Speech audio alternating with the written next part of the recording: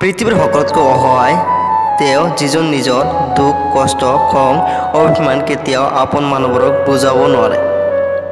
যিজনে কন্দুৱায় তেওঁ এদিন কান্দিবলগীয়া হয়। এইটো অভিশাপ নহয়, নিয়তিৰ বিচাৰ। কোনোবাই যেতিয়া সম্পৰ্ক ভাঙি দিব বিচাৰে তেতিয়া হাজাৰ হাজাৰ ভুল ধৰে, অথচ সম্পৰ্ক বজাই ৰাখিব এটা উপায় নিবিচাৰে। সেইজন পুৰুষ সঁচাকৈ সুন্দৰ যিজনৰ খংৰ মাজতো এজনী নাৰীৰ লগত কথা কোৱাৰ ভদ্ৰতা পাহৰি নাযায়। দূৰত থাকিও ভাল পোৱা হয় যদি ভাল পোৱা মনৰ পৰা হয়।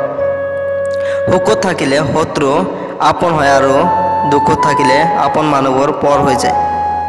ভাবিলে আচৰিত লাগে, যিসকল টাইম পাছ কৰে তেওঁলোক সঁচা ভাল পোৱা পায় আৰু যিসকল সঁচা প্ৰেম কৰে তেওঁলোকে কেৱল কষ্ট পায়। সঁচা ভাল পোৱাটো সেইটোৱে যাৰ মাজত কোনো স্বাৰ্থ নাই।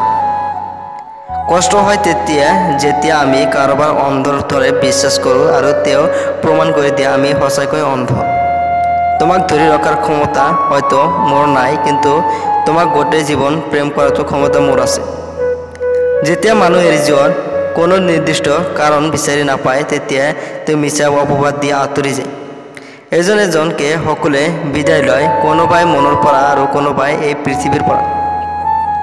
কিছু মানুহৰ প্ৰকৃত ৰূপ প্ৰকাশ পায় তেওঁ প্ৰতিষ্ঠান হোৱাৰ পিছত। তেওঁ তোমাক সঁচাকৈয়ে প্ৰেম কৰে নে নাই এইটো প্ৰমাণ কৰিবলৈ তেওঁক এই প্ৰশ্নটো কৰা। তোমালোকৰ সম্পৰ্কৰ কথা তেওঁ নিজৰ পৰিয়ালক কেতিয়াও জনাব, তেতিয়া উত্তৰটো পাই যাব।